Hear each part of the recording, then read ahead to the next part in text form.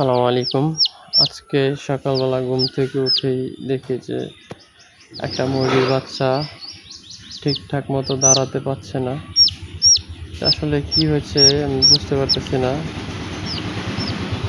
এটা ঠিকঠাক মতো মুরগির বাচ্চাটা দাঁড়াইতে পারতেছে না।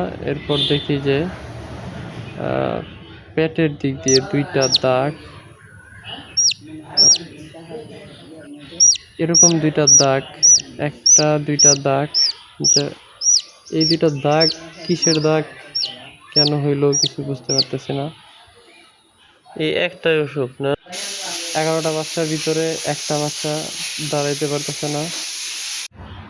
এখন ওর জন্য কি চিকিৎসা করব আমিও বুঝতে পারতেছি না। হাঁসের জন্য যে সিরাপ নেওয়া হয়েছিল, সিরাপের 2 ফোঁটা দেখি কি অবস্থা, ওর শারীরিক অবস্থার কোনো উন্নতি হয় কিনা, আর অন্যথা এটার কি কোনো ট্রিটমেন্ট আছে কিনা আপনারা যদি জানেন তাহলে অবশ্যই জানাবেন, যারা অভিজ্ঞরা আছেন।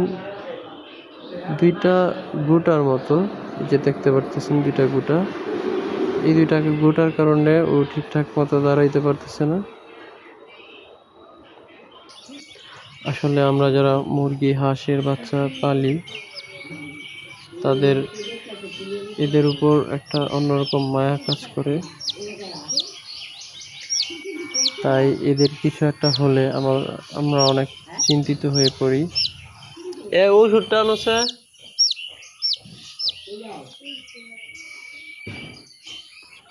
আর লাইক কমেন্ট করার অনুরোধ রইল, আর আমার চ্যানেলে নতুন হলে অবশ্যই চ্যানেলটি সাবস্ক্রাইব করার অনুরোধ রইল। দেখা হচ্ছে নতুন কোনো ভিডিওতে, সে পর্যন্ত ভালো থাকবেন, সুস্থ থাকবেন। আসসালামু আলাইকুম।